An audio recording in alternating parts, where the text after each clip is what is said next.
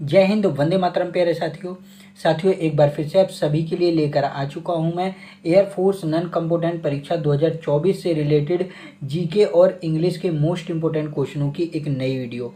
दोस्तों, आज की वीडियो में हम जीके और इंग्लिश के क्वेश्चनों का मॉडल पेपर नंबर 5 पढ़ने वाले हैं और मोस्ट इंपोर्टेंट क्वेश्चन डेली की तरह मैं आज भी लेकर आया हूं। ये सभी क्वेश्चन दोस्तों आपके एग्जाम के लिए बहुत ही महत्वपूर्ण हैं, तो हर क्वेश्चन को नोट जरूर से करते रहिएगा और साथ ही याद भी करते चलिएगा, क्योंकि बिल्कुल पेपर जैसे ही क्वेश्चन मैं लेकर आया हूं जो आपको एग्जाम में देखने को मिलेंगे और आपके एग्जाम को काफ़ी हद तक आसान भी बनाएंगे। तो चलिए आज की वीडियो की शुरुआत करता हूं बिना किसी देरी के। लेकिन उससे पहले चैनल पर नए हों तो चैनल को एक बार सब्सक्राइब करके नोटिफिकेशन बेल को ऑल पर सेट कर दीजिए, जिससे दोस्तों कोई भी वीडियो आती है तो सबसे पहले आपको नोटिफिकेशन मिल जाए। और वीडियो अगर हमारी अच्छी लगे तो वीडियो को एक लाइक जरूर से कर दीजिएगा और कम से कम अपने 5 दोस्तों में वीडियो को शेयर भी कर दीजिएगा। चलिए आज की वीडियो की शुरुआत करता हूँ। दोस्तों, आज की वीडियो की शुरुआत मैं होमवर्क के क्वेश्चन से करूंगा। ये क्वेश्चन मैंने पिछली वीडियो में दोस्तों होमवर्क के रूप में दिया था। क्वेश्चन था तेलंगाना राज्य में स्थित नागार्जुन सागर बांध को किस नदी पर बनाया जाता है या किस नदी पर बनाया गया है दोस्तों। तो कौन सा ऑप्शन राइट हो जाएगा? ऑप्शन आपका डी राइट हो जाता है। कृष्णा नदी पर दोस्तों इसको बनाया गया है, नागार्जुन सागर बांध को। याद रख लीजिएगा। और नागार्जुन सागर झील दुनिया की तीसरी सबसे बड़ी मानव निर्मित झील है, ये भी आपको याद रख लेना है। ठीक है, आपसे पूछ ले कि नागार्जुन सागर बांध किस राज्य में स्थित है, तो याद रख लीजिएगा। राज्य की बात करूं तो आंध्र प्रदेश में। कहाँ पर दोस्तों? आंध्र प्रदेश में यह स्थित है। ठीक है, नेक्स्ट देखते हैं। आज की वीडियो की शुरुआत है।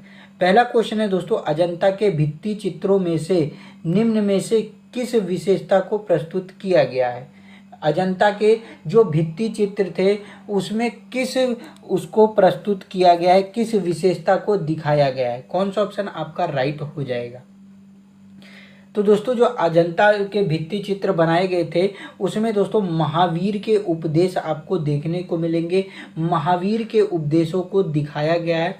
और यदि मैं बात करूं कि महावीर कौन थे, तो महावीर स्वामी जैन धर्म के 24वें और अंतिम तीर्थंकर। ये बता चुका हूं मैं, जैन धर्म के 24वें व अंतिम तीर्थंकर थे और इन्हीं के उपदेशों को दोस्तों अजंता के भित्ति चित्रों में दिखाया गया है। नेक्स्ट देखेंगे। अगला क्वेश्चन है, लोधी वंश की स्थापना किसके द्वारा की गई थी? काफ़ी आसान क्वेश्चन है और राइट आंसर हो जाता है दोस्तों, लोधी वंश की स्थापना बहलोल लोधी, ऑप्शन सी आपका राइट हो जाएगा। बहलोल लोधी के द्वारा की गई थी। कब की गई थी? तो सन 1451 ईस्वी में दोस्तों बहलोल लोधी ने लोधी वंश की स्थापना की थी। ठीक है, इसका अंतिम शासक याद रख लीजिएगा इब्राहिम लोदी था और लोदी वंश को दिल्ली सल्तनत काल का अंतिम वंश माना जाता है। ये भी आपको याद रख लेना है। इब्राहिम लोदी का नाम मैंने क्यों बताया है? क्योंकि इब्राहिम लोदी लोधी वंश का अंतिम शासक था और इसका युद्ध बाबर के साथ हुआ था, पानीपत का फर्स्ट युद्ध, जिसमें यह हारा था। और इसके बाद दोस्तों मुगल वंश की स्थापना हुई थी, बाबर ने करी थी 1526 में। ठीक है, तो लोधी वंश की मतलब शासनकाल कब से कब तक था? 1451 से लेकर 1526 ईस्वी तक। ये भी आपको याद रख लेना है। ठीक है, नेक्स्ट क्वेश्चन की तरफ बढ़ेंगे। अगला क्वेश्चन है, कथकली किस राज्य की एक नृत्य शैली है? आप सभी को पता है कि कथकली दोस्तों एक शास्त्रीय नृत्य है और किस राज्य का है? तो ऑप्शन आपका ए राइट हो जाएगा, केरल का। ठीक है, अब शास्त्रीय नृत्य की बात आई है तो मैं बता दूं, नोट करिएगा। भारत में कितने शास्त्रीय नृत्य हैं? 8 शास्त्रीय नृत्य हैं। ठीक है, कौन कौन से हैं? तो पहला शास्त्रीय नृत्य नोट करिएगा, भरतनाट्यम। भरतनाट्यम कहाँ का है? भरतनाट्यम तमिलनाडु। ठीक है, कहाँ का है? भरतनाट्यम तमिलनाडु। दूसरा नोट करिएगा, कथक। कथक कहाँ का है दोस्तों? उत्तर प्रदेश का। तीसरा नोट करिएगा, कथकली और मोहनी अट्टम। कथकली और मोहनी अट्टम ये कहाँ के हैं दोस्तों? ये केरल के हैं। आपसे पूछ ले कि किस राज्य के 2 शास्त्रीय नृत्य हैं, तो केरल के। कौन कौन से? कथकली और मोहनी अट्टम। ठीक है, नेक्स्ट नोट करिएगा कुचिपुड़ी। कुचिपुड़ी कहाँ का है दोस्तों? आंध्र प्रदेश का है। अगला नोट करिएगा उड़ीसी। उड़ीसी कहाँ का है दोस्तों? उड़ीसा का है। कहाँ का है? उड़ीसा का है। उसके बाद नोट करिएगा मणिपुरी। मणिपुरी कहाँ का है दोस्तों? मणिपुर का है। और एक लास्ट में 8वां आपको नोट करना है दोस्तों, सतरिया। सतरिया कहाँ का है दोस्तों? असम का है। तो ये 8 शास्त्रीय नृत्य हैं जो दोस्तों राज्यों से रिलेटेड है। इनको आपको जरूर से याद रख लेना है। एग्जाम में पूछेगा कि कुचिपुड़ी कहाँ का है, तो आंध्र प्रदेश का है। ठीक है, चलिए नेक्स्ट क्वेश्चन की तरफ बढ़ेंगे। अगला क्वेश्चन है, सर्वप्रथम किस शहर में एशियन खेल आयोजित हुआ? सर्वप्रथम किस शहर में एशियन खेल आयोजित हुआ? कौन सा ऑप्शन राइट हो जाता है? देखिए, काफ़ी सारे बच्चे इसका आंसर गलत देते हैं, काफ़ी सारे बच्चे इसका आंसर बीजिंग के साथ जाएंगे। लेकिन याद रख लीजिएगा, पहला जो एशियन खेल हुआ था वो नई दिल्ली में हुआ था, भारत में हुआ था। और कब हुआ था? 4 मार्च। नोट करिएगा, 4 मार्च सन 1951 ईस्वी में पहले एशियन खेल की शुरुआत करी गई थी और नई दिल्ली में दोस्तों यह हुआ था। ठीक है, नेक्स्ट देखेंगे। अगला क्वेश्चन है, लोकसभा का सभापति कौन होता है?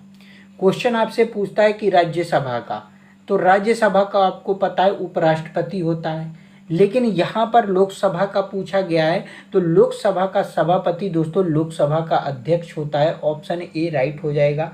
यहाँ पर लोकसभा नहीं दिया गया है, तो आपको अध्यक्ष के साथ जाना है। ठीक है, राज्यसभा का कौन होता है? तो उपराष्ट्रपति होता है। ये आपको याद रखना है। ठीक है, नेक्स्ट देखेंगे। अगला क्वेश्चन है, ओटावा किस देश की राजधानी है? ओटावा किस देश की राजधानी है? ऑप्शन है ग्रीनलैंड, कनाडा, फिजी या फिर साइबेरिया। कौन सा ऑप्शन राइट हो जाता है? तो दोस्तों याद रखिएगा, ओटावा कहाँ की है? कनाडा की राजधानी है। ऑप्शन बी आपका राइट हो जाता है। नेक्स्ट देखेंगे। अगला क्वेश्चन है दोस्तों, सारनाथ में किसने अपना प्रथम उपदेश दिया था? वेरी इंपॉर्टेंट क्वेश्चन है और नोट करिएगा, सारनाथ में प्रथम उपदेश गौतम बुद्ध के द्वारा दिया गया था। वेरी वेरी वेरी इंपॉर्टेंट करके नोट कर लीजिएगा। ठीक है, नेक्स्ट देखेंगे। अगला क्वेश्चन है, वह उच्च न्यायालय जो सर्वाधिक राज्यों को प्रतिनिधित्व करता है? मुंबई उच्च न्यायालय, चंडीगढ़ उच्च न्यायालय, दिल्ली उच्च न्यायालय या फिर गुवाहाटी उच्च न्यायालय? वह उच्च न्यायालय जो सर्वाधिक राज्यों को प्रतिनिधित्व करता है, कौन सा ऑप्शन राइट हो जाएगा? वेरी इंपॉर्टेंट क्वेश्चन है और राइट आंसर हो जाएगा ऑप्शन है डी दोस्तों, गुवाहाटी उच्च न्यायालय सर्वाधिक राज्यों को प्रतिनिधित्व करता है। नेक्स्ट देखेंगे। अगला क्वेश्चन है, रेबीज रोग किसके कारण होता है? वेरी इंपॉर्टेंट क्वेश्चन है और रेबीज रोग दोस्तों विषाणु के द्वारा होता है। ऑप्शन ए आपका राइट हो जाएगा। ठीक है, नेक्स्ट देखेंगे। क्वेश्चन नंबर 10 है दोस्तों, डीआरडीओ का मुख्यालय कहाँ पर स्थित है? वेरी इंपॉर्टेंट क्वेश्चन है। डीआरडीओ का मुख्यालय कहाँ पर स्थित है? तो नई दिल्ली में। कहाँ पर है? नई दिल्ली में। अब डीआरडीओ की बात आई है तो फुल फॉर्म याद रख लीजिएगा डीआरडीओ की, डिफेंस रिसर्च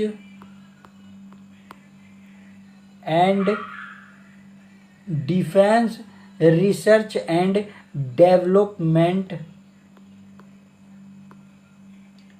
ऑर्गेनाइजेशन। ठीक है, ये इसकी फुल फॉर्म है, defence research and development organisation. लेकिन कई बार ऐसा होता है डीआरडीओ हिंदी में लिखा होगा और उसका हिंदी में फुल फॉर्म पूछ लेगा, तो हिंदी में नोट करिएगा, रक्षा अनुसंधान एवं विकास संगठन। रक्षा अनुसंधान एवं विकास संगठन। तो हिंदी में दे दे या इंग्लिश में दे दे, आपको दोनों चीज़ें याद रख लेनी है। इंग्लिश में भी क्वेश्चन बन के आ सकता है, इसलिए इसलिए इसकी फुल फॉर्म मैंने हिंदी और इंग्लिश दोनों में आपको बता दिया है। ठीक है, अब दोस्तों इसकी स्थापना की बात करूं तो इसकी स्थापना 1958 में। कब की गई थी? 1958 ईस्वी में। इसके अध्यक्ष वर्तमान में कौन है? नोट करिएगा, doctor Sameer V Kamat, doctor Sameer V Kamat इसके क्या हैं, वर्तमान में अध्यक्ष हैं। ठीक है। महानिदेशक की बात करूं तो इसके महानिदेशक कौन है, डॉक्टर मन्नू कोरुल्ला। कौन है दोस्तों, डॉक्टर मनु कोरुल्ला इसके वर्तमान में महानिदेशक हैं। आपसे पूछ ले डीआरडीओ दिवस कब मनाया जाता है, तो 1 जनवरी को। ठीक है, 1 जनवरी को डीआरडीओ दिवस मनाया जाता है। आपसे पूछ ले डीआरडीओ की मोटो क्या है, तो डीआरडीओ का मोटो याद रख लीजिएगा, बलश्य मूलम विज्ञानम, यानी शक्ति का स्रोत विज्ञान है और जो राष्ट्र में शांति और युद्ध में चलता है। ठीक है, याद रख लीजिएगा, बलश्य मूलम विज्ञानम ये इसका मोटो है। अध्यक्ष डॉक्टर समीर वी कामत, स्थापना 1958 में, महानिदेशक डॉक्टर मनु कोरुल्ला। डीआरडीओ दिवस 1 जनवरी को मनाया जाता है और फुल फॉर्म रक्षा अनुसंधान एवं विकास संगठन, defence research and development organisation इसकी फुल फॉर्म है। तो ये जो भी चीज़ें मैं बता रहा हूँ डीआरडीओ से रिलेटेड वेरी इंपॉर्टेंट है, इनको नोट आपको जरूर से कर लेना है। जीके के 10 क्वेश्चन में से आप कितने क्वेश्चनों को राइट कर पाए हैं एक बार कमेंट करके जरूर से बताइए। चलिए अब इंग्लिश के क्वेश्चन में लेके आया हूँ, वेरी इंपॉर्टेंट क्वेश्चन है, एक बार इनको भी दोस्तों हम लोग कवर कर लेते हैं। क्वेश्चन इंग्लिश का शुरुआत करता हूँ। क्वेश्चन दिया गया, pick up the right option for the question, pick up the right option for this question, very important है। और क्वेश्चन दिया गया है, the mountain Everest is the tallest mountain when measured from mean sea level. इसके लिए कौन सा राइट ऑप्शन हो जाएगा, तो याद रखिएगा जहां पर भी दोस्तों प्रॉपर नाउन व्यक्तिवाचक संज्ञा होता है वहां पर जो लेटर होता है पहला वो किस में होता है, कैपिटल लेटर में होता है। यहाँ पर द माउंट एवरेस्ट दोस्तों आपको एक मिनट सॉरी, यहाँ पर देखिए द माउंट एवरेस्ट आपको स्मॉल लेटर में देखने को मिल रहा है। तो ये क्या है, एक प्रॉपर नाउन है, व्यक्तिवाचक संज्ञा है। तो यहाँ पर द माउंट एवरेस्ट किस में होना चाहिए था, कैपिटल लेटर में होना चाहिए था। ऑप्शन ए आपका राइट हो जाएगा। ऐसे आपको छोटी छोटी चीज़ें देखनी है एग्जाम के समय। ठीक है, क्या हो जाएगा, प्रॉपर नाउन में जो लेटर होता है वो कैपिटल लेटर में होता है। ठीक है, नेक्स्ट देखते हैं।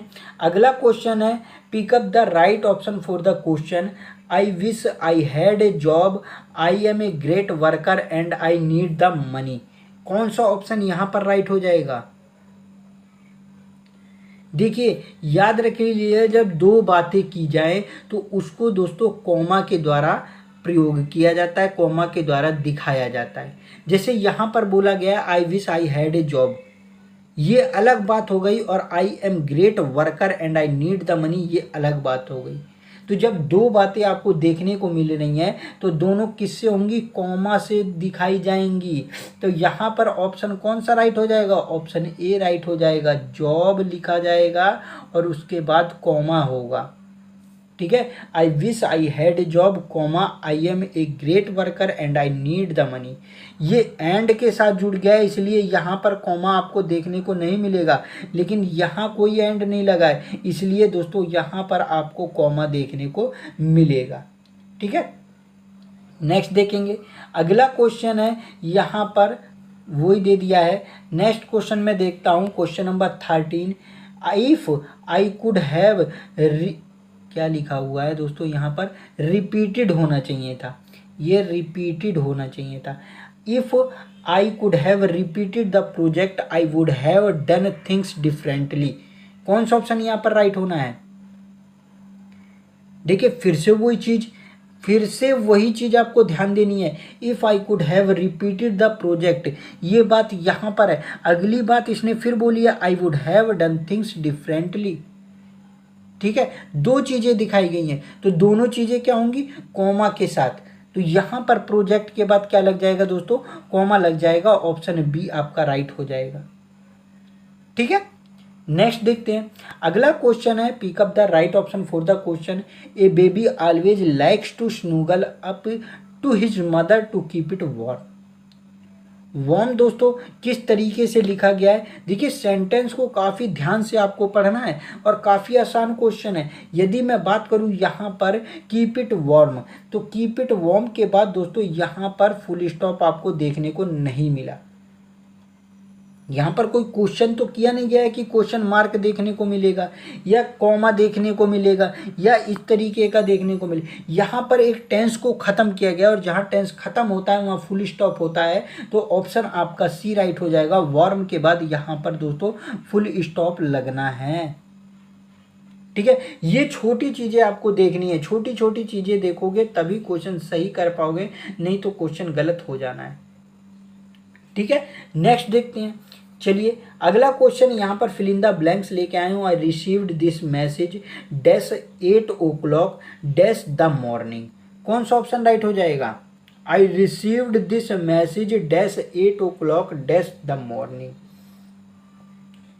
देखिए जब दोस्तों याद रखिएगा, जब समय का बोध कराया जाए, जब समय देखने को मिले तो प्रीपोजिशन दोस्तों एट का प्रयोग करते हैं।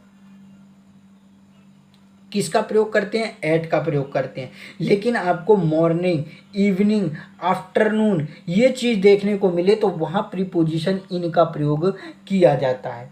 यानी यहाँ पर क्या होगा? I received this message at 8 o'clock in the morning. Option C आपका राइट आंसर हो जाएगा।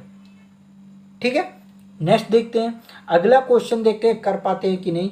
As soon as he dash a certificate in English he will apply for a job. देखिए यहाँ पर दो चीज़ें दी गई हैं तो कॉमा के साथ दिखा दिया है। ठीक है ना, देखिए यहाँ पर कॉमा लगा हुआ है। अब यहाँ पर आपको बताना है कि कौन सा ऑप्शन राइट हो जाएगा, खाली स्थान में कौन सा वर्ड आएगा। As soon as he dash a certificate in English he will apply for a job. देखिए फ्यूचर टेंस का प्रयोग ना करके प्रेजेंट टेंस का प्रयोग करा जाता है। अतः शुद्ध वाक्य क्या हो जाएगा दोस्तों? राइट वर्ड आपका हो जाएगा यहाँ पर as soon as he gets. क्या दोस्तों? As soon as he gets a certificate. किसका?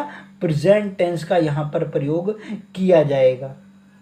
ठीक है, चलिए नेक्स्ट देखते हैं। अगला क्वेश्चन है quick dash the bus it is ready to leave. Quick the bus it is ready to leave. कौन सा ऑप्शन राइट हो जाएगा? बताइए, जल्दी करो, क्विक जल्दी करो, बस में प्रवेश करो, यह छूटने को तैयार है, यानी चलने को तैयार है। तो लुक फॉर माने क्या होता है दोस्तों? तलाश करना। पुल ऑफ माने होता है खींचकर अलग करना। टेक ऑफ माने होता है उड़ना, यानी उड़ना या उतारना, ऐसे ही हो जाता है। तो यहाँ पर क्या हो जाएगा? गेट ऑन का प्रयोग किया जाएगा। किसका प्रयोग किया जाएगा? बस छूटने को तैयार है, तो यहाँ पर क्या होगा? Get on. जल्दी करो, बस में प्रवेश करो, यह छूटने को तैयार है, यानी यह चलने को तैयार है। तो कौन सा प्रयोग हो जाएगा? गेट ऑन का प्रयोग हो जाएगा। ऑप्शन बी आपका राइट आंसर हो जाएगा। तो चलिए नेक्स्ट क्वेश्चन की तरफ बढ़ेंगे। अगला क्वेश्चन है दोस्तों, आई शैल टेक रेस्ट डैश में। कौन सा ऑप्शन राइट हो जाएगा? आई शैल टेक रेस्ट डैश में। हाँ बिल्कुल सही है। देखिए आई शैल टेक रेस्ट फ्रॉम में, मई से। क्या दोस्तों? मई से। आई शैल टेक रेस्ट फ्रॉम में। यहाँ पर प्रीपोजिशन का प्रयोग सबसे पहले आपको करना है ना। पॉइंट ऑफ टाइम, फ्रॉम का अर्थ होता है से। आई शैल टेक रेस्ट फ्रॉम में, मुझे मई से आराम चाहिए, छुट्टी लेनी है। ठीक है ना, तो ऑप्शन बी आपका राइट हो जाएगा। नेक्स्ट देखेंगे। अगला the subject and the verb in the sentence the children were sad are dash. कौन सा ऑप्शन राइट हो जाएगा? सिंपल यहाँ पर ऑप्शन बी आपका राइट हो जाएगा। चिल्ड्रन के साथ वर का यूज होता है, ठीक है ना, किसका होता है, हेल्पिंग वर्ब वर का यूज होगा, ठीक है ना। चलिए नेक्स्ट देखेंगे। अगला क्वेश्चन है डैश लुक। यहाँ पर लुक का आपको बताना है, down from the tower we saw many people walking in the streets. कौन सा ऑप्शन राइट हो जाएगा, लुक का कौन सा फॉर्म यहाँ पर यूज होगा, लुक्ड होगा, लुक्स होगा, लुकिंग होगा या फिर वाज लुकिंग। देखिए वर्ब के फर्स्ट फॉर्म में आईएनजी का प्रयोग करेंगे यदि प्रेजेंट टेंस में देखने को मिल रहा है, और ये टेंस आपको प्रेजेंट में ही देखने को मिल रहा है, तो कौन सा, वर्ब के आईएनजी फॉर्म का, लुकिंग डाउन। ऑप्शन है सी आपका राइट हो जाएगा, looking down from the tower we saw many people walking in the street. ठीक है, तो टेंस पहचानिए, आपको देखना है कि कॉमा लगाना है कि वहाँ पर फुल स्टॉप लगाना है, ऐसे चीज़ें आपको एग्जाम में देखने को मिलेंगी और कंफ्यूज ज़्यादा होंगे। तो प्रैक्टिस आप ज़रूर से करते रहिए इंग्लिश की, यदि आपकी इंग्लिश ज़्यादा कमज़ोर है। ठीक है, जीके और इंग्लिश की डेली सुबह 8 बजे वीडियो लेकर आता हूँ चैनल पर, तो चैनल के साथ जुड़कर वीडियो को देखा करिए, वीडियो को नोट करिए जो भी क्वेश्चन मैं कराता हूँ, और उसको अच्छी तरीके से याद भी करते चलिएगा। वीडियो मेरी अच्छी लगी हो अभी तक तो वीडियो को एक लाइक कर दीजिएगा, शेयर जरूर से कर दीजिएगा। चैनल को सब्सक्राइब नहीं करे हैं तो जल्दी से एक बार सब्सक्राइब करके नोटिफिकेशन बेल को ऑल पर सेट कर दीजिए। ठीक है, 20 क्वेश्चन में से कितने क्वेश्चन आप राइट कर पाए हैं एक बार कमेंट कर दीजिएगा। मिलूंगा नेक्स्ट वीडियो में, तब तक के लिए जय हिंद, वंदे मातरम साथियों।